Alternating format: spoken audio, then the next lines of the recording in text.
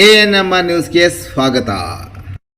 ಭಾವನಾ ಆಸ್ಪತ್ರೆ ನಗರಸಭೆ ಹಿಂಭಾಗ ಎನ್ಆರ್ ಬಡಾವಣೆ ಚಿಂತಾಮಣಿಯಲ್ಲಿ ಸಂಪೂರ್ಣ ಡೆಲಿವರಿ ಹಾಗೂ ನವಜಾತ ಶಿಶು ಆರೈಕೆ ಎನ್ಐಸಿಯು ಸೌಲಭ್ಯ ಸಮೇತ ಒಂದೇ ಸ್ಥಳದಲ್ಲಿ ಸಂಪೂರ್ಣ ಚಿಕಿತ್ಸಾ ಸೌಲಭ್ಯ ನೀಡುವ ಏಕೈಕ ಆಸ್ಪತ್ರೆ ಭಾವನಾ ಆಸ್ಪತ್ರೆಯಾಗಿದ್ದು, ಆಧುನಿಕ ಮೂಲ ಸೌಕರ್ಯ ಮತ್ತು ನವೀನ ಸೌಲಭ್ಯಗಳು, ಎಲ್ಲ ರೀತಿಯ ಇನ್ಶೂರೆನ್ಸ್ ಸೌಲಭ್ಯಗಳು, ಕ್ಯಾಶ್ಲೆಸ್ ಇನ್ಶೂರೆನ್ಸ್ ಸಹಿತ ಸೌಲಭ್ಯಗಳು ಸಿಗಲಿದೆ. ಡಾಕ್ಟರ್ ಭಾವನಾ ಎಸ್ ಅವರು ಒಬಿಜಿ ಮತ್ತು ಗೈನಕಾಲಜಿ ತಜ್ಞರಾಗಿದ್ದು, ಅವರು ಸಾಮಾನ್ಯ ಮತ್ತು ಸಿಸೇರಿಯನ್ ಡೆಲಿವರಿ ಸೇವೆ, ಬಂಜೆತನ ಚಿಕಿತ್ಸೆ, ಲ್ಯಾಪ್ರೋಸ್ಕೋಪಿಕ್ ಶಸ್ತ್ರಚಿಕಿತ್ಸೆಗಳು, ಗರ್ಭಾಶಯ ಶಸ್ತ್ರಚಿಕಿತ್ಸೆ, ಲ್ಯಾಪ್ರೋಸ್ಕೋಪಿ, ಸ್ಟೆರಿಲೈಸೇಷನ್ ಚಿಕಿತ್ಸೆ ನೀಡಲಿದ್ದಾರೆ. ಇನ್ನು ಡಾಕ್ಟರ್ ಅಭಿನಯ್ ಆರ್ ಅವರು ಮಕ್ಕಳ ತಜ್ಞರಾಗಿದ್ದು, ಅವರು ಮಕ್ಕಳ ಆರೋಗ್ಯ ಸೇವೆಗಳು, ಲಸಿಕೆಗಳು, ಮಕ್ಕಳ ಐಪಿಡಿ, ಎನ್ಐಸಿಯು ಮತ್ತು ಐಸಿಯು ಸೇವೆ ನೀಡಲಿದ್ದಾರೆ. ಇನ್ನು ಇತರೆ ವೈದ್ಯರಿಂದ ಸದರಿ ಆಸ್ಪತ್ರೆಯಲ್ಲಿ paediatric neurology, paediatric surgery, general medicine ಮತ್ತು general surgery, ENT, nephrology, urology, onco surgery ಚಿಕಿತ್ಸೆ ಸಿಗಲಿದೆ. ಇನ್ನು ಹೆಚ್ಚಿನ ವಿವರಗಳಿಗೆ ಸಂಪರ್ಕಿಸಿ ಭಾವನಾ ಆಸ್ಪತ್ರೆ, ನಗರಸಭೆ ಹಿಂಭಾಗ, ಎನ್ಆರ್ ಬಡಾವಣೆ, ಚಿಂತಾಮಣಿ. ಮೊಬೈಲ್ ಸಂಖ್ಯೆ 7899001345.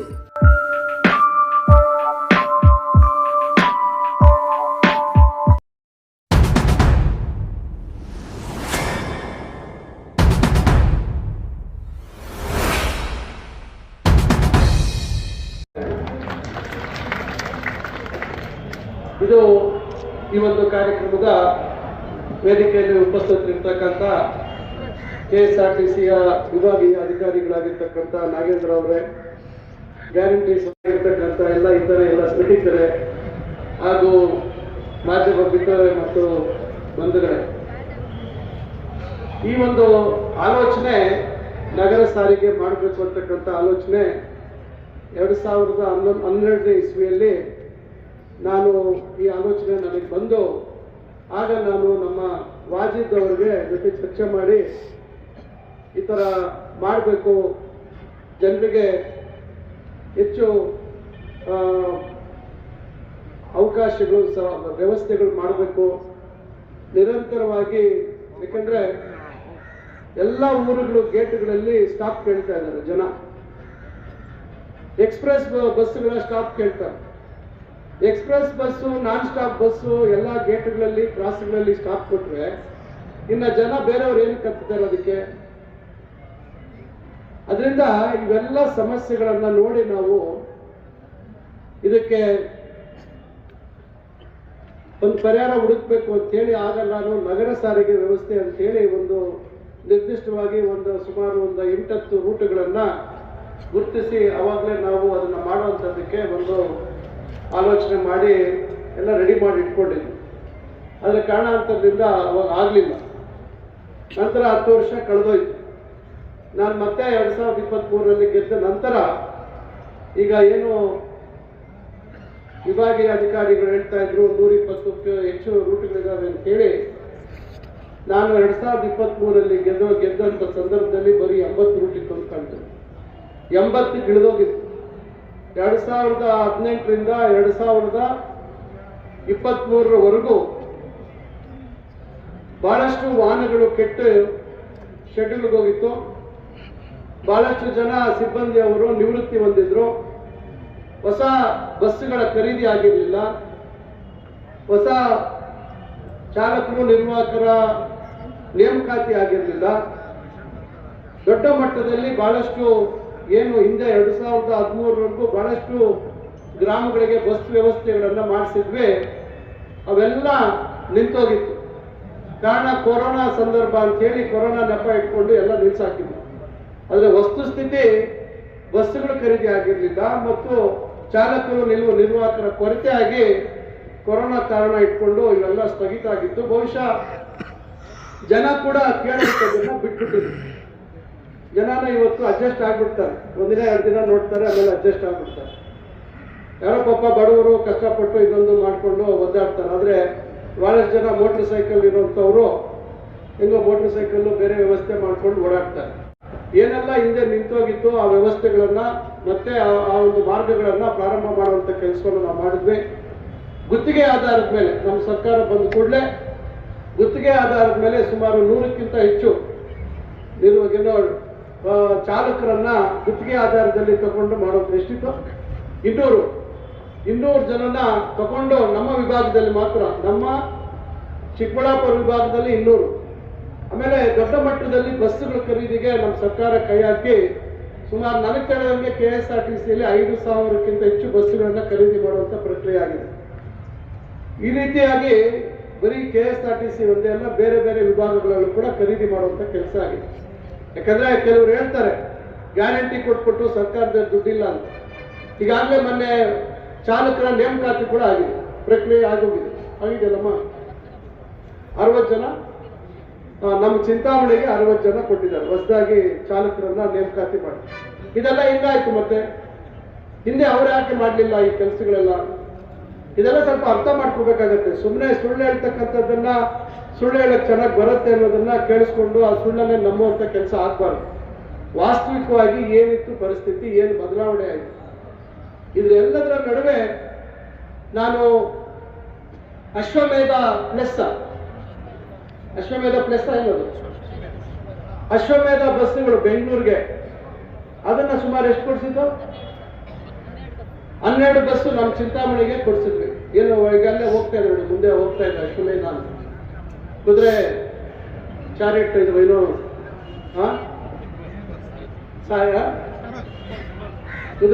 ಕುದುರೆ ಜೋರ ಗಿಳಿ ಕುದುರೆ ಅಶ್ವಮೇಧ ತರ ಯಾಗಕ್ಕೆ ಹೋದಂಗೆ ಒಂದು ಸಿಂಗಲ್ ಒಂಟಿ ಕುದುರೆ ಹೋಗ್ತಾ ಇದೆ.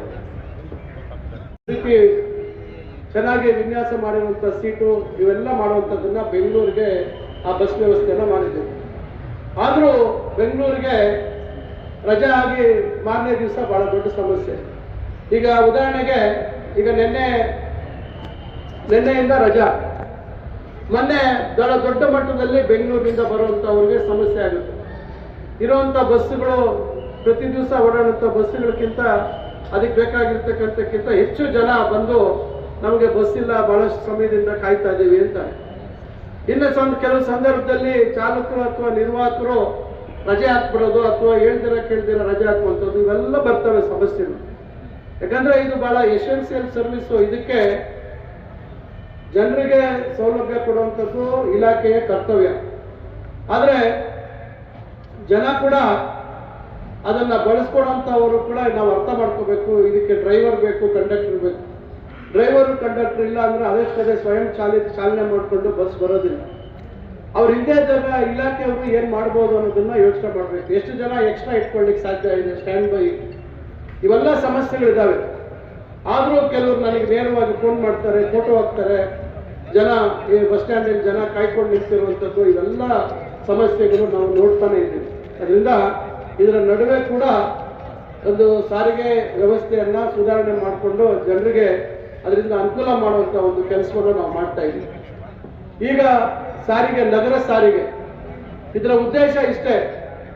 ಹಿಂದೆ ನಾನು ಹೊಸಕೋಟೆವರೆಗೂ ಒಂದಷ್ಟು ಬಸ್ ಹಾಕ್ಸಿದ್ದೆ, ನಪ್ಪೇಗಲ್ರಿ, ಬರೀ ಹೊಸಕೋಟೆಗೆ ಹೋಗಿ ವಾಪಸ್ ಬರುವಂಥದ್ದು. ಬಹುಶಃ ಅದು ನಿಲ್ಸಾಕ್ಬಿಟ್ರು ಅಂತ ಕಾಣ್ತದೆ, ಹೋಗ್ತಾ ಇದೆ. ಅವಾಗ ನಾವು ಹಾಕ್ಸಿದ್ದೆ ಬಸ್ ಅದು. ಹಿಂದೆ ನಾನೇ ಅದಕ್ಕೆ ಹೊಸಕೋಟೆವರೆಗೂ ಹೋಗ್ಲಿ ಅಂತ ಕೇಳಿ ಹಾಕ್ಸ್ಕೊಟ್ಟಿದ್ದೆ. ಈಗ H ಕ್ರಾಸ್ ವರೆಗೂ ಈಗ ಏನಾಗುತ್ತೆ, ಸಂತೆಕಲ್ಲಹಳ್ಳಿಯಲ್ಲಿ ಅಡ್ಡ ಹಾಕ್ತಾರೆ ಜನ, ನಮ್ಗೆ ಬಸ್ ಸ್ಟಾಪ್ ಬೇಕು ಅಂತ.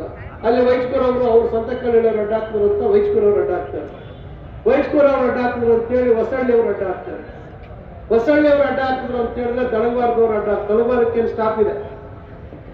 ಇನ್ನ ಕೈವಾರ ಕ್ರಾಸು, ಇನ್ನು ಈ ಕಡೆ ಬಂದ್ರೆ ಕೆಂಗನಹಳ್ಳಿಯವರು ಅಥವಾ ಪೆರ್ಮಾಚ್ನಹಳ್ಳಿಯವರು ಸ್ಟಾಪ್ ಅಡ್ಡ ಹಾಕ್ತಾರೆ.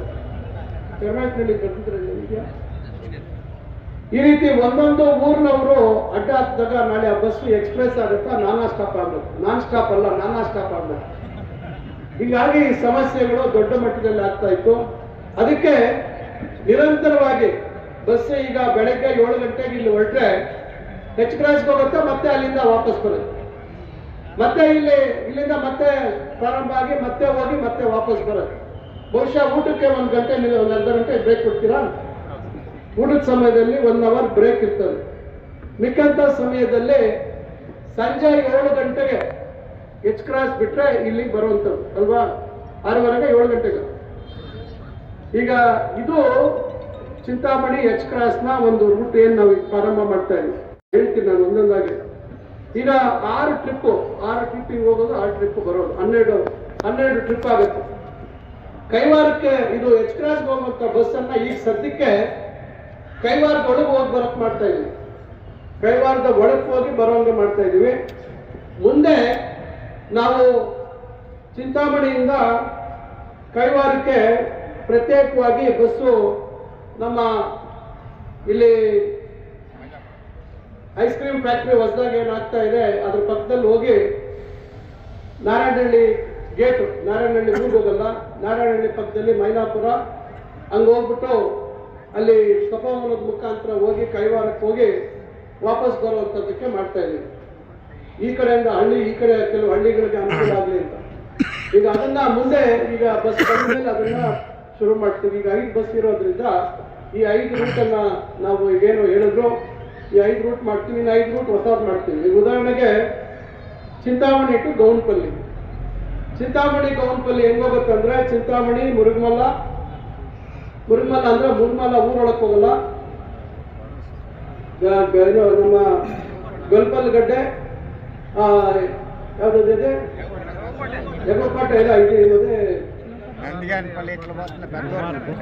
ಚಲಂಕೋಟ, ಆಮೇಲೆ ಗುಡಾರ್ನಹಳ್ಳಿ, ಆಮೇಲೆ ಅಲ್ಲಿ ಎರ್ಕೋಟೆ ಕ್ರಾಸು, ಬೈನ್ಪಲ್ಲಿ, ಆಮೇಲೆ ಗುಂಡ್ರಪಲ್ಲಿ ಕ್ರಾಸು, ದಿಂಬಿನಪಲ್ಲಿ, ಕೊತ್ತೂಡ್ಮ ಯಗೋಕೋಟ ಏನಂಕ ಮುಂದೆ ಗುಂತೂರುಗಡ್ಡ, ಪಸನಾಯನಪಲ್ಲಿ ಏನಂಕ ಅದೇ ಮಾನದೆ ಯಾಪ್ಮಾನ್ ಕ್ರಾಸು, ಆಮೇಲೆ ಅಟ್లా ಹಂಗೆ ಮುಂದೆ ಹೋಗಿ ಅದು ನೀಲಪ್ಪಲ್ಲಿಗೆ ಹೋಗಿ ನೀಲಪ್ಪಲ್ಲಿಯಿಂದ ಅದನ್ನ ನಾವು ಅಂದ್ರೆ ನೀಲಪ್ಪಲ್ಲಿ ಹೋಗಲ್ಲ, ಇಟ್ಲು ಹೋಗಲ್ಲ, ಯಗಕೋಟೆಯಿಂದ ಹಿಂಗೆ ಹೋಗುತ್ತೆ.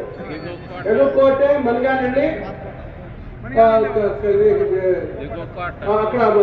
ಕ್ರಾಸ್ ಯಾವ್ದು ತಪ್ಪಿಕೊಂಡ್ರಪ್ಪ ಅಲ್ಲಿಗೆ ಹೋಗ್ತದೆ. ಆ ರೀತಿ ಅದನ್ನ ಬಸ್ ಹೋಗುವಂಥದ್ದು ಅದು ಮಾಡ್ತಾ ಇದ್ವಿ. ಅಲ್ಲಿ ಹೋಗಲ್ಲ, ಅದು ಆ ಕಡೆ ರೂಟಲ್ಲಿ ಹೋಗಲ್ಲ. ಇದು ಮತ್ತೆ ಈಗ ಚಿಂತಾಮಣಿ, ಇರಗಂಪಲ್ಲಿ, ರಾಗೋಟಹಳ್ಳಿ, ಯಮಲ್ಪಾಡಿ ಬಹಳ ಬಸ್ಗಳಿದ್ದಾವೆ. ಈಗ ಅದು ನೋಡಿಕೊಂಡು ಅದನ್ನ ಅದು ಅವಶ್ಯಕತೆ ಇದೆಯಾ ಇಲ್ವಾ ಅಂತ ನೋಡಿಕೊಂಡು ಅದನ್ನ ಮುಂದೆ ನೋಡಿಕೊಂಡು ಪ್ರಾರಂಭ ಮಾಡ್ತೀವಿ. ಇಲ್ಲ ಬೇರೆ ಏನಾದರೂ ಮಾಡ್ಬೇಕು ಅನ್ನೋದನ್ನ ಯೋಚನೆ ಮಾಡ್ತೀವಿ. ಈಗ ಸದ್ಯಕ್ಕೆ ಅದನ್ನ ನಾವು ಇಟ್ಕೊಂಡಿದ್ದೀವಿ ಲೆಕ್ಕದಲ್ಲಿ. ಇನ್ನು ಉಳಿದಾಗೆ ಈಗಾಗಲೇ ಹೇಳಿದಾಗೆ ಚಿಂತಾಮಣಿ, ಕಂಚಾರನಹಳ್ಳಿ, ಚಿಂತಾಮಣಿಯಿಂದ ಕಂಚಾರನಹಳ್ಳಿಗೆ ಹೋಗಿ ವಾಪಸ್ ಬರುವಂಥದ್ದು, ಅದನ್ನು ಮುಂದೆ ಚೇಳೂರು ರೋಡಲ್ಲಿ ಅದನ್ನು ಮಾಡಬೇಕು ಅನ್ನುವಂಥ ಆಲೋಚನೆ ಇದೆ. ಒಟ್ಟು ಏನು Chintamani H cross, Chintamani Beddur, Chintamani Srinivaspur, Chintamani Sidlaghatta, Chintamani Kancharanahalli, Chintamani to Mylanahalli ನಮ್ಮ ಗಡಿ, ಚಿಂತಾಮಣಿ ಮೈಲಾನಹಳ್ಳಿ ಕ್ರಾಸು ಅಲ್ಲಿಗೆ ಹೋಗ್ಬಿಟ್ಟು ಮತ್ತೆ ವಾಪಸ್ ಬರೋಂಗೆ ಇದು ಒಂದು ಮಾಡಬೇಕು ಅಂತಿದ್ದೀವಿ. ಮುಂದೆ ಚಿಂತಾಮಣಿ ಕೈವಾರ, ಚಿಂತಾಮಣಿ ಇರಗಂಪಲ್ಲಿ, ಚಿಂತಾಮಣಿ ಟು ದಿಬ್ಬೂರಹಳ್ಳಿ, ಚಿಂತಾಮಣಿ ಟು ಗೌನ್ಪಲ್ಲಿ, ಇದಿಷ್ಟು 10 ರೂಟ್ಗಳಲ್ಲಿ ಈಗ 8 ಮೀಟರ್ ಇರೋ ಬಸ್ ಇದೆ. ಇದು ಬಹುಶಃ 12 ಮೀಟರ್ ಅಂತ ಕಾಣ್ತದೆ. ಇದು 12 ಮೀಟರ್, ಇದು 12 metre bus, 8 metre bus, 12 metre bus 3 ಇದೆ, 3 ಮೀಟರ್, 8 ಮೀಟರ್ 3 ಇದೆ. ಇನ್ನ 5 ಬಸ್ ಕೊಡ್ಬೇಕು. ಅದು ಕೊಡ್ತೀವಿ ಅಂತ ಹೇಳಿದ್ದಾರೆ, ಇನ್ನೊಂದು ವಾರ 10 ದಿವಸದಲ್ಲಿ ಕೊಡ್ತೀವಿ ಅಂತ ಹೇಳಿದ್ದಾರೆ. ಅದು ಬಂದ ಕೂಡಲೇ ಪ್ರಾರಂಭ ಮಾಡ್ತೀವಿ. ಇದನ್ನ ದಯವಿಟ್ಟು ನಾನು ಹೇಳುವಂಥದ್ದು ನಿಮಗೆ ಗ್ಯಾರಂಟಿ ಇರ್ತದೆ. ಈಗ ಬಸ್ ಬಂದು ಹೋಯ್ತು ಅಂದ್ಮೇಲೆ ಇನ್ನೊಂದು 15-ಮುಕ್ಕಾಲು ಗಂಟೆಗೆ ಬಸ್ ಬರುತ್ತೆ ಅಂತ. ದಯವಿಟ್ಟು ಇದನ್ನ ಬಳಕೆ ಮಾಡ್ಕೋಬೇಕು. ನೀವು ಇದನ್ನ ಬಳಕೆ ಮಾಡ್ಕೋಬಹುದು. ಇದು ವಿದ್ಯಾರ್ಥಿಗಳಿಗೆ ಅನುಕೂಲ ಆಗುತ್ತೆ, ಮಹಿಳೆಯರಿಗೆ ಅನುಕೂಲ ಆಗುತ್ತೆ. ಇವತ್ತು ತಕ್ಷಣ ಏನಾದರೂ ಆರೋಗ್ಯ ಏರ್ಪೇರಾದಂಥವ್ರಿಗೆ ಬಸ್ ಕ್ರಾಸಲ್ಲಿ ನಿಂತ್ಕೊಂಡ್ರೆ ಬಸ್ ಬರ್ತಾ ಇರ್ತದೆ. ಬೇರೆ ಮಾಮೂಲಿಯಾಗಿ ಬರೋ ಬಸ್ ಬೇರೆ, ಇದು ನಿರಂತರವಾಗಿ ಇದು ಓಡಾಟ ಮಾಡ್ತಾನೆ ಇರ್ತದೆ. ಈಗ ನನಗೆ ಮೊನ್ನೆ ತಿನ್ಕಲಲ್ಲಿ ಒಬ್ರು ಮೇಡಮ್ ಹೇಳ್ತಾ ಇದ್ರು, ಸರ್ ಅಲ್ಲಿ ತಿನ್ಕಲ್ಗೆ ಹೋಗೋಕ್ಕಾಗಲ್ಲ, ಬಸ್ಸು ನಮಗೆ ಸಮಯಕ್ಕೆ ಸರಿಯಾಗಿ ಬಸ್ ಸಿಗಲ್ಲ, ಬಸ್ ಸ್ಟಾಪ್ ಇರಲ್ಲ, ಇವೆಲ್ಲ ತೊಂದರೆ ಆಗ್ತದೆ ಅಂತ ಹೇಳಿ ಅಲ್ಲಿ ಹೇಳಿ ನಾನು ಸ್ಪೆಷಲ್ ಆಗಿ ಸ್ಟಾಪ್ ಮಾಡಿಸ್ಕೊಟ್ಟೆ.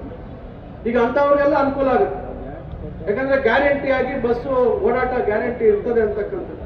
ಅದರಿಂದ ಇದೊಂದು ಆಲೋಚನೆ ಮಾಡಿ ಇವತ್ತು ಇದನ್ನ ಪ್ರಾಯೋಗಿಕವಾಗಿ ಈಗ ನಾವು ಇದನ್ನ ಮಾಡಿದ್ದೀವಿ. ನಾನು ಇಲ್ಲಿ ಬಂದಿರ್ತಕ್ಕಂಥ ಮುಖಂಡರು ಎಲ್ರಿಗೂ ಹೇಳೋದಿತ್ತು ಇಷ್ಟೇ, ನೀವೇನೋ ಗಾಡಿಗಳಿರ್ತದೆ ಬಂದ್ಬಿಡ್ತೀರ, ಮೋಟರ್ ಸೈಕಲ್ 10 ಫುಟ್ ಪರ್ನಲ್ಲಿ ಬರ್ತೀರ, ಕಾರ್ ಹೋಗಿರೋ ಬಂದ್ಬಿಡ್ತೀರ. ಅಲ್ಲಿ ಊರಲ್ಲಿರೋರಿಗೆ ದಯವಿಟ್ಟು ಈ ಮಾಹಿತಿ ಕೊಡಬೇಕು. ಈ ರೀತಿ ಹೊಸದಾಗಿ ಹೊಸ ಕೈಲಾಸಗಿರಿ ಸಾರಿಗೆ, ನಗರ ಸಾರಿಗೆ ಪ್ರಾರಂಭ ಆಗಿದೆ. ಇದು ಈ ರೀತಿ ಮಾರ್ಗದಲ್ಲಿ ಬರ್ತದೆ. ಅರ್ಧ ಗಂಟೆ 3/4 ಗಂಟೆಗೆ ನಿಮಗೆ ಗ್ಯಾರಂಟಿ ಬಸ್ ಸಿಗ್ತದೆ. ಇಲ್ಲ ಚಿಂತಾಮಣಿಯಿಂದ ಹೋಗೋಕ್ಕಾಗ್ಬೋದು, ಇಲ್ಲ ಆ ಕಡೆಯಿಂದ ಚಿಂತಾಮಣಿಗೆ ಬರೋಕ್ಕಾಗ್ಬೋದು, ಬಸ್ ಇರ್ತದೆ ಅಂತಕ್ಕಂಥದ್ದನ್ನ ಮಾಹಿತಿ ಕೊಡಬೇಕು. ಈಗ ಉದಾಹರಣೆಗೆ ಸ್ಟಾಪ್ ವಿಚಾರ ಹೇಳ್ತೀನಿ ನಾನು. ಸರ್ಕಲ್, ರಾಘವೇಂದ್ರ ಸ್ವಾಮಿ ದೇವಸ್ಥಾನ, KSRTC ಬಸ್ ಡಿಪೋ, ಕನಂಪಲ್ಲಿ, ಆಮೇಲೆ ನಲ್ಗುಟ್ಲಹಳ್ಳಿ ಕ್ರಾಸು, ಕಟ್ಮಾಚನಹಳ್ಳಿ ಕ್ರಾಸು, ಚಿನ್ಸಂದ್ರ, ಆಮೇಲೆ ಕೆಂದನಹಳ್ಳಿ. ಯಾಕಂದ್ರೆ ಕಟ್ಮಾಚನಹಳ್ಳಿ ದೊಡ್ಡಹಳ್ಳಿ ಕ್ರಾಸ್ ಎರಡು ಒಂದೇ ಆಗುತ್ತೆ, ಏನು ವ್ಯತ್ಯಾಸ ಇಲ್ಲ. ಆಮೇಲೆ ಕೆಂದನಹಳ್ಳಿ, ಪೆರ್ಮಾಚನಹಳ್ಳಿ, ನಾಯಿಂದ್ರಹಳ್ಳಿ, ಕೊಂಗನಹಳ್ಳಿ, ಕೈವಾರ ಕ್ರಾಸು, ಕೈವಾರ ಅಂದ್ರೆ ಅಲ್ಲಿ ಬನ್ನಹಳ್ಳಿ ಒಂದು ಸ್ಟಾಪ್ ಕೊಡಬೇಕು. ಕೈವಾರ ಒಳಗೆ ಹೋಗ್ಬೇಕಾದ್ರೆ ಬನ್ನಹಳ್ಳಿ ಒಂದು ಸ್ಟಾಪ್ ಕೊಡಬೇಕು. ಬನ್ನಹಳ್ಳಿ, ಕೈವಾರ ಮತ್ತು ವಾಪಸ್ ಹೆಂಗೆ ಬರಬೇಕು. ಮತ್ತೆ ಬಂದು ತಳಗವಾರ, ಜೋಡಿ ಹೊಸಹಳ್ಳಿ, ವೈಚ್ಕೂರು, ಹಿರೇಪಾಳ್ಯ, ಸಂತೆಕಲ್ಲಹಳ್ಳಿ, ಆಮೇಲೆ ಬೀಚ್ಗೊಂಡಹಳ್ಳಿ, ಎಚ್ ಕ್ರಾಸ್. ಮತ್ತೆ ಅದೇ ರೀತಿ ವಾಪಸ್ ಬರ್ತದೆ. ಈ ರೀತಿಯಾಗಿ ಸ್ಟಾಪ್ ಇರ್ತದೆ. ಈಗ ಉದಾಹರಣೆಗೆ ಶಿಡ್ಲಘಟ್ಟಕ್ಕೆ ಹೋಗೋ bus, Chintamani bus stand, Bengaluru circle, Gajanana circle, Bagepalli circle, ತಿಮ್ಸಂದ್ರದು ಬಹಳ ಗಲಾಟೆ. ನಮಗೆ ಸ್ಪೆಷಲ್ ಸ್ಟಾಪ್ ಬೇಕು ಅಂತೇಳಿ ಅದನ್ನು ಮಾಡಿಸಿ ಬೋರ್ಡ್ ಹಾಕ್ಸಿದ್ದೆ. ಒಂದೊಂದ್ಸತಿ ಕೆಲವರು ನಿಲ್ಲಿಸ್ತಾರೆ, ಕೆಲವರು ನಿಲ್ಲಿಸಲ್ಲ. ಇವೆಲ್ಲ ಸಮಸ್ಯೆ ಇರ್ತದೆ. ಈಗ ಆ ಸಮಸ್ಯೆಗೆಲ್ಲ ಪರಿಹಾರ ಇದೆ. Thimsandra, Konapalli, Upparpete, Amitganahalli cross, Tinkal, Vaihunasenahalli station, Kothnur gate, Pindpapanahalli, Bommanahalli, Taldumnahalli, Hirapura, Mayura circle, Sidlaghatta. ಈ ರೀತಿಯಾಗಿ ಮಾಡಿದ್ವಿ. ಯಾವ್ದಾದ್ರು ಊರು ತಪ್ಪೋಗಿದ್ರೆ ಹೇಳಿ ಅದನ್ನ ಸೇರಿಸಿ ಮಾಡಿಸ್ಬೋದು. ನಾನು ಕೇಳಿದ್ರೆ ಯಾವ್ದು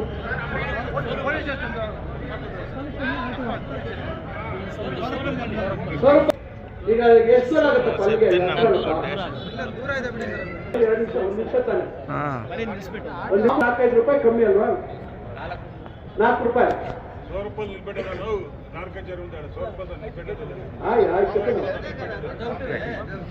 ಹೇಳಿದೆ ಶ್ರೀನಿವಾಸಪುರ చెప్తుంది కదా. ಇಲ್ಲ ಸರ್, ಹೇಳಿಲ್ಲ.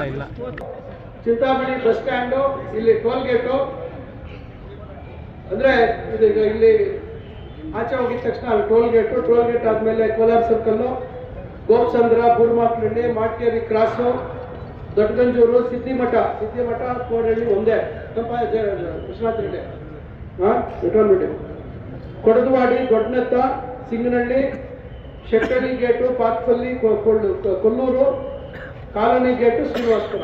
ನಿಯಮನ ಉಂಟೆ ಚಪ್ಪಣ್ಣ ಅಂದ್ರೆ ಎನ್ಸಿಟ್ರಿಕ್ ಹೋಗೋದು, ಎನ್ಸಿಟ್ರಿಕ್ ಬರೋದು. ಇವತ್ತು ಈ ರೀತಿಯಾಗಿ ಒಂದು ಹೊಸ ಪ್ರಯೋಗ ಮಾಡಿದ್ದೀವಿ. ದಯವಿಟ್ಟು ಇದನ್ನ ನಾವು ಉಪಯೋಗಿಸ್ಕೋಬೇಕು. ನಾವು ಉಪಯೋಗಿಸ್ಕೊಳ್ಳಿಲ್ಲ ಅಂದ್ರೆ ಅವರಿಗೆ ಈ ಕಿಲೋಮೀಟರ್ಗೆ ಇಷ್ಟು ಅಂತ ವರ್ಕೌಟ್ ಆಗ್ಬೇಕು. ಎಷ್ಟು ಮಿನಿಮಮ್? ಕಿಲೋಮೀಟರ್ಗೆ 48 ರೂಪಾಯಿ ಲೆಕ್ಕದಲ್ಲಿ ವರಮಾನ ಬರಬೇಕು.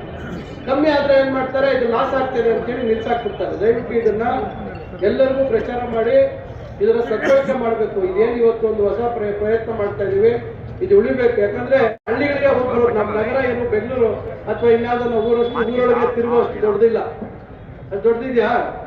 ಅದರಿಂದ ನಾವು ಈ ಹೆಸರಲ್ಲಿ ನಾವು ಹಳ್ಳಿಗಳಿಗೆ ಅನುಕೂಲ ಆಗಲಿ ಅಂತ ಎಲ್ಲ ಯೋಜನೆಗಳಲ್ಲಿ ನಮಗೆ ಇವತ್ತು ಎಷ್ಟೇ ನಾವು ಒತ್ತಡ ಆಯಿತು ಬಸ್ಸುಗಳಾಗ್ತಿದ್ರೆ ಇವತ್ತು ಸಮಸ್ಯೆ ಮಾತ್ರ ಬೇಡಿಕೆ ಇನ್ನೊಂದು ಸಮಸ್ಯೆ ಇದ್ದೇ ಇರ್ತದೆ.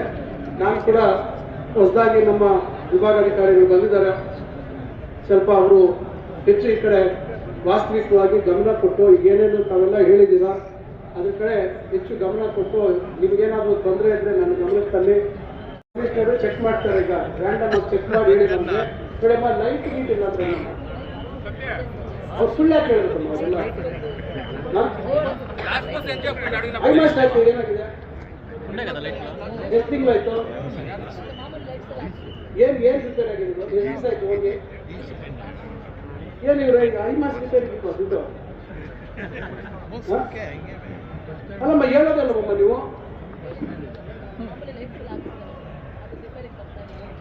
ದುಡ್ಡು ಕೊಟ್ಟರೆ ರಿಪೇರಿಗೆ ಕೊಡ್ತಾರಮ್ಮ, ಫ್ರೀಯಾಗ ರಿಪೇರಿ ಮಾಡ್ತಾರ. ಚೆಕ್ ಮಾಡ್ತಾರೆ. ಈಗ ರ್ಯಾಂಡಮ್ ಚೆಕ್ ಮಾಡಿ ಹೇಳಿ ನಮಗೆ ಕಡೆಮ್ಮ ಲೈಟ್ ಗೀಟ್ ಇಲ್ಲ ಅಂದ್ರೆ ಅವ್ರು ಸುಳ್ಳು ಯಾಕೆ ಹೇಳಿದ್ರು ಅದೆಲ್ಲ? ಆಲ್ಮೋಸ್ಟ್ ಆಯ್ತು. ಏನಾಗಿದೆ? ಎಷ್ಟು ತಿಂಗಳಾಯ್ತು? ಏನ್ ರಿಪೇರ್ ಆಗಿದೆ? ಎಷ್ಟು ದಿವಸ ಆಯ್ತು ಹೋಗಿ? ಏನಿವ್ರ ಈಗ 5 ಮಾಸ ರಿಪೇರಿ ಇತ್ತು ದುಡ್ಡು? ಅಲ್ಲಮ್ಮ ಹೇಳೋದಲ್ಲಮ್ಮ ನೀವು.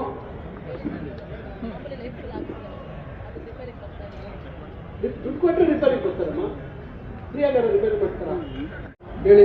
ನಾನು ಅದೇ ಹೇಳಿದೆ, ಅಲ್ಲಿ ರೇಟು 2 ರೂಪಾಯಿ ಹಾಕ್ತೀರಾ, ಆ 2 ರೂಪಾಯಿ ಕಿತ್ತಾಕಿ 5 ರೂಪಾಯಿ ಹಾಕ್ತೀರಾ. ನಾನು ಸುಮಾರು ಇದೆಲ್ಲ ಹೇಳಿ ಸಾಕಾಯ್ತು. ಈಗ ಅದನ್ನ ಯಾರು ಗುತ್ತಿಗೆದಾರರು ಪಡೆದಿದ್ದಾರೆ ಅವರೇ ನೇರವಾಗಿ ನಡೆಸಬೇಕು. ಅವ್ರು ಉಪ್ಪು ಗುತ್ತಿಗೆ ಕೊಡೋದು, ಅವ್ರು ಇನ್ನೊಬ್ರಿಗೆ ಯಾರೋ ಬೇರೆ ಹೊರ ರಾಜ್ಯದವ್ರು ಕರ್ಕೊಂಡ್ಬಂದು ಇಡೋದು, ಒಂದ್ಸತಿ ಅವ್ರಿಗೆ ಕೊಟ್ರೆ ಸಣ್ಣ ಪುಟ್ಟ ರಿಪೇರಿಯನ್ನು ಅವರೇ ಮಾಡ್ಕೋಬೇಕು. ನೀವು ಅದನ್ನ ರಿಪೇರಿ ಮಾಡ್ಕೊಳ್ತೀರಾ, ಅವರು ಬರೀ ನೀರು ಹಾಕೊಂಡು ಸುಮ್ಮನೆ ಹಿಂಗೆ ಓಡಾಡ್ಕೊಂಡಿದ್ರೆ ಜನರ ಹತ್ರ ಮಾತ್ರ ಹಣ ಎಷ್ಟಂದ್ರೆ ಅಷ್ಟು ವಸೂಲಿ ಮಾಡ್ಕೊಂಡ್ರೆ ಪ್ರಯೋಜನ ಇಲ್ಲ. ಇದನ್ನ ನೀವು ಅಂಥದಕ್ಕೆಲ್ಲ ಅವಕಾಶ ಆಗಬಾರ್ದು. ಈಗ ಮುನ್ಸಿಪಾಲಿಟಿಯಿಂದ ನಾವು ಬೇಕಾದ್ರೆ ಅದನ್ನ ನಮ್ಮ ಸ್ವಚ್ಛ ಭಾರತ್ ಮಿಷನ್ ಅಲ್ಲಿ ಅದನ್ನ ರಿಪೇರ್ ಮಾಡಿಸುವಂಥದ್ದಿದೆ. ಈಗ ಅದೊಂದು ಎಸ್ಟಿಮೇಟ್ ಮಾಡೋಣ, ಅದೇನಾದ್ರು ಅದು ಸಾಕಾಗಿಲ್ಲ ಅಂದ್ರೆ ಇನ್ನೊಂದು ಮಾಡೋಕ್ಕಾಗತ್ತೆ ಅನ್ನೋದನ್ನ ನೋಡೋಣ. ಅಲ್ಲಿ ಜಾಗ ಅಲ್ಲೇ ಮಾಡ್ಬೇಕಾ, ಈ ಕಡೆ ಏನಾದ್ರು ಮಾಡ್ಬೋದು ಅನ್ನೋದನ್ನ ಪರಿಶೀಲನೆ ಮಾಡೋಣ. ಅದಕ್ಕೆ ಈಗ ಹೊಸದಾಗಿ ಕೆಲವು ರೂಟುಗಳು, ಕೆಲವು ಸಮಸ್ಯೆ ಹೇಳಿದ್ದಾರೆ. ಈಗ ಇನ್ನ ನಾವು ಬೆಂಗಳೂರಿಗೆ ಬಹಳ ಒತ್ತಡ ಇದೆ. ರಜಾ ದಿನಗಳಲ್ಲಿ ಬಹಳಷ್ಟು ಒತ್ತಡ. ಬೆಂಗಳೂರಿಗೆ ಹೋಗುವಂಥವ್ರು ಬೆಂಗಳೂರಿಂದ ಬರುವಂಥವ್ರು ರಜೆ 3 ದಿವಸ 2 ದಿವಸ ಡಿಕ್ಲೇರ್ ಆಯಿತು ಅಂದರೆ ಆ ಸಂದರ್ಭದಲ್ಲಿ ಎಲ್ಲರೂ ವಾಪಸ್ ಊರಿಗೆ ಬರುವಂಥದ್ದು ಒತ್ತಡ ಜಾಸ್ತಿ ಇರ್ತದೆ. ಅದಾದ್ಮೇಲೆ ರಜೆ ಪೂರ್ಣ ಆದಮೇಲೆ ಭಾನುವಾರ ಸಾಯಂಕಾಲ ಸೋಮವಾರ ಬೆಳಿಗ್ಗೆ ಸಿಕ್ಕಾಪಟ್ಟೆ ಒತ್ತಡ ಇರ್ತದೆ. ಅವತ್ತು ಎಲ್ಲ ಸ್ಟ್ಯಾಂಡಿಂಗು ಮತ್ತು ಇನ್ನು ಬಸ್ಸಿನ ಮೇಲೆ ಭಾಳ ಒತ್ತಡ ಇರ್ತದೆ. ಆದರೂ ಈಗ ನಾವಿನ್ನ ಹೆಚ್ಚುವರಿ ಬಸ್ ಕೇಳ್ತಾ ಇದ್ದೀವಿ. ಆದಷ್ಟು ಬೇಗ ಬಸ್ಸುಗಳು ಒದಗಿಸುವಂಥ ಕೆಲಸವನ್ನು ಮಾಡಿ ಸಮಸ್ಯೆಗಳನ್ನು ಪರಿಹಾರ ಮಾಡುವಂಥ ಕೆಲಸವನ್ನು ಮಾಡ್ತೀವಿ. ಮತ್ತೊಮ್ಮೆ ಏನು ಇವತ್ತು ಪ್ರಾರಂಭ ಮಾಡಿದ್ದೀವಿ, ಕೈಲಾಸಗಿರಿ ನಗರ ಸಾರಿಗೆ ವ್ಯವಸ್ಥೆಯನ್ನು ದಯವಿಟ್ಟು ತಾವು ಬಳಸಬೇಕು. ಇದರ ಯಶಸ್ಸು ನೋಡಿಕೊಂಡು ಬೇರೆ ಮಾರ್ಗದಲ್ಲೂ ನಾವು ಅದನ್ನು ಈಗೇನು 5 ಮಾಡಿದ್ದೀವಿ, ಇನ್ನು 5 ಮಾಡ್ತೀವಿ. ಅದಾದ ನಂತರ ಇನ್ನೇನಾದರೂ ಒತ್ತಡ ಇದ್ದರೆ ಬೇರೆ ಇನ್ನೇನಾದರೂ ರೂಟಲ್ಲಿ ಮಾಡೋದಿದ್ರೆ ಮುಂದೆ ಅದಕ್ಕೂ ಒಂದು ಪ್ರಯತ್ನ ಮಾಡೋಣ. ಯಾಕಂದರೆ ಇದು ಇಲ್ಲಿಗೆ ನಿಲ್ಲಲ್ಲ. ಯಾಕಂದರೆ ಇದು ಶಾಲಾ ಮಕ್ಕಳಿಗೆ ಹೆಚ್ಚು ಅನುಕೂಲ ಆಗಬೇಕಾದಂಥದ್ದು ಭಾಳ ಮುಖ್ಯ. ಯಾಕಂದರೆ ನಾವು ನಿರಂತರವಾಗಿ ಓಡಾಟ ಇದ್ದರೆ ಒಂದು ಬಸ್ಸು ಮಿಸ್ ಆದ್ರೂ ಒಂದು ಅರ್ಧ ಗಂಟೆಗಾದರೆ ಮತ್ತೆ ಬಸ್ಸಲ್ಲಿ ಹೋಗೋದಕ್ಕೆ ಅವಕಾಶ ಆಗುತ್ತೆ. ಅದರಿಂದ ಈ ಒಂದು ಕಾರ್ಯಕ್ರಮದಲ್ಲಿ ತಾವೆಲ್ಲ ಭಾಳ ಹೆಚ್ಚಿನ ಸಂಖ್ಯೆಯಲ್ಲಿ ಭಾಗವಹಿಸಿ ತಮ್ಮ ಸಲಹೆಗಳನ್ನು, ತಮ್ಮ ಸಮಸ್ಯೆಗಳನ್ನು ಮತ್ತು ಹಲವಾರು ಸಾರಿಗೆ ಇಲಾಖೆಗೆ ಸಂಬಂಧಪಟ್ಟಂತೆ ವಿಚಾರಗಳನ್ನು ತಾವು ತಿಳಿಸಿದ್ದೀರಾ. ಈಗ ಶೌಚಾಲಯದ ಪರಿಸ್ಥಿತಿ ಬಹಳ ಅಧೋಗತಿಗೆ ಹೋಗಿದೆ. ಇಲಾಖೆ ಇರ್ಬೋದು, ಆಮೇಲೆ ನಗರಸಭೆ ಸ್ವಚ್ಛತೆಗೆ ಸಂಬಂಧಪಟ್ಟಂತೆ ಇರ್ಬೋದು, ಇವ್ರು ಯಾರಿಗೂ ರಜೆ ಇರಲ್ಲ. ಆಸ್ಪತ್ರೆ ಇವ್ರ ಸುಮಾರು ಈಗ 7-8 ಎಸೆನ್ಷಿಯಲ್ ಸರ್ವಿಸಸ್ ಏನಿದಾವೆ, ಅದಕ್ಕೆ ಯಾವ ರಜೆನೂ ಇರಲ್ಲ. ಅದ್ರ ಜೊತೆಗೆ ನಮಗೂ ಅಷ್ಟೇ, ನಾವು ರಾಜಕಾರಣಿಗಳಾಗ್ಬಿಟ್ಟು ಅದು ಏನು ಆಗಿದೆ. ಎಲ್ಲ ರಾಜಕಾರಣಿಗಳಿಗಿಲ್ಲ, ನಮ್ಮವರೆಲ್ಲ ಗ್ರಾಮ ಪಂಚಾಯತ್ ಮೆಂಬರ್ಗಳು ಅವರು ರೆಸ್ಟ್ ತಗೊಳ್ತಾರೆ ಚೆನ್ನಾಗಿ, ಬೇರೆ ಬೇರೆಯವರು. ಆದರೆ MLAಗಳಾದಂಥವ್ರು ನಮ್ಮಂಥವ್ರಿಗೆ ಭಾನುವಾರ ಇಲ್ಲ, ಸೋಮವಾರ ಇಲ್ಲ, ಇನ್ನೊಂದು ದಿವಸ ಇಲ್ಲ, ಪ್ರತಿ ದಿವಸ ನಮ್ಗೆ ಸಮಸ್ಯೆ ಇರ್ತದೆ. ಅದರಿಂದ ನಾವು ಎಸೆನ್ಷಿಯಲ್ ಸರ್ವಿಸ್ ಆಗ್ಬಿಟ್ಟಿದ್ದೀವಿ ಈಗ. ಅದರಿಂದ ನಮಗೆ ಎಲ್ಲರಿಗೂ ಒಳ್ಳೆಯದಾಗಲಿ ಅಂತಕ್ಕಂಥ ಮಾತನ್ನು ಹೇಳಿ ಮತ್ತೊಮ್ಮೆ ಅಧಿಕಾರಿಗಳು ಸರಿಯಾದ ರೀತಿಯಲ್ಲಿ ಈ ಒಂದು ಸಾರಿಗೆ ಇಲಾಖೆಯನ್ನು ಮುನ್ನಡೆಸಬೇಕು, ಜನರಿಗೆ ಹತ್ತಿರವಾಗಬೇಕು ಅಂತಕ್ಕಂಥ ಮಾತನ್ನು ಹೇಳಿ ನನ್ನ ಮಾತು ಮುಗಿಸ್ತೇನೆ.